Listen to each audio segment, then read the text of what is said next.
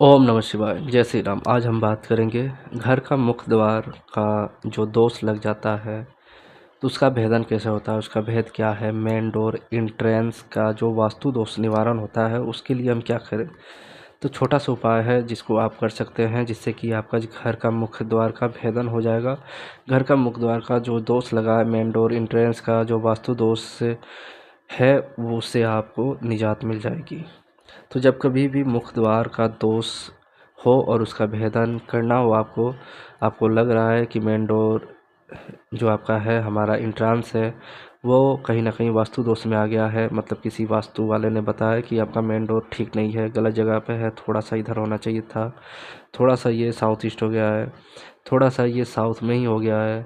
इसका जो इंटर करते ही साउथ है, मतलब बाहर जब आप निकलते हैं तो साउथ फेसिंग हो जाता है। या फिर कहीं ना कहीं ये थोड़ी सी इधर ईस्ट की ओर होनी चाहिए थी, ये थोड़ी नॉर्थ ईस्ट हो गई है। तो कहीं ना कहीं इसको दूर करने के लिए आपको क्या करना होगा कि आप अपने घर के दरवाज़ा तो चेंज नहीं कर सकते हैं, क्योंकि वो जहाँ पे है वो है ही। तो आपको वास्तु के अनुसार आप अपने घर के मुख्य द्वार पे जो एक स्टील की रिंगिंग बेल घंटी जैसी आती है, जैसे कि वो स्टील की 4 या 6 डंडी सी होती है जो हवा के टकराव से वो बजती है, उसको एक तरह से रिंगिंग बेल घंटी भी बोलते हैं। जो मतलब मुख्य द्वार पर लगा देने से, टंगी होने से, वो घर के मुख्य द्वार का जो दोष है उसका भेदन करेगी और आपको मुख्य द्वार का जो मेन एंट्रेंस है उसका दोष का निवारण आपको हो जाएगा। कहने का मतलब है आप को ये जो स्टील की जो घंटी मिलती है, जो लंबे लंबे, जिसमें चिड़िया भी लगी होती हैं, या फिर मतलब वो स्टील की ही होती है जो टंगी होती है घर के बाहर। बहुत सारे लोगों को आपने देखा होगा। तो दोनों तरफ आप टांग सकते हैं या एकदम मिडिल में भी टांग सकते हैं, जैसा आपको सुविधा लगे। और ये चीज़ आप अपने घर के मुख्य द्वार पे लगा लें, जिससे आपके घर के मुख्य द्वार का जो दोष है, भेदन है, वो हो जाएगा। वहीं दक्षिण मुखी घर भी बहुत लोगों को फेस करना पड़ता है।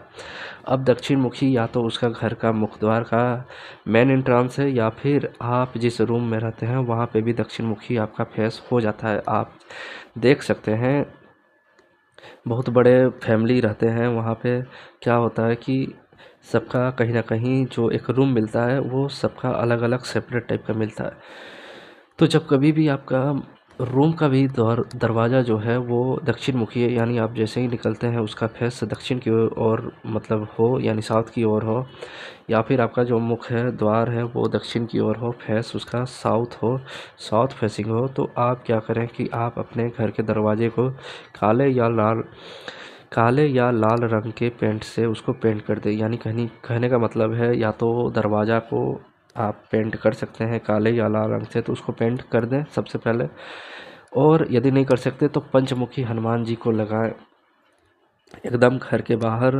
पंचमुखी हनुमान जी, जैसे कि आप आजकल टाइल्स में भी देखते हैं कि टाइल्स में भी पंचमुखी हनुमान जी आते हैं, तो वो टाइल्स में पंचमुखी हनुमान जी को लगा लें। यदि आपके रूम में है तो रूम में भी आप छोटे से टाइल्स या फिर पंचमुखी के छोटे से जो किसी भी प्रकार के मूर्ति या फिर किसी भी प्रकार की मतलब भगवान की प्रतिमा मिल जाए, उसको आप ले आके वहाँ पे लगा सकते हैं।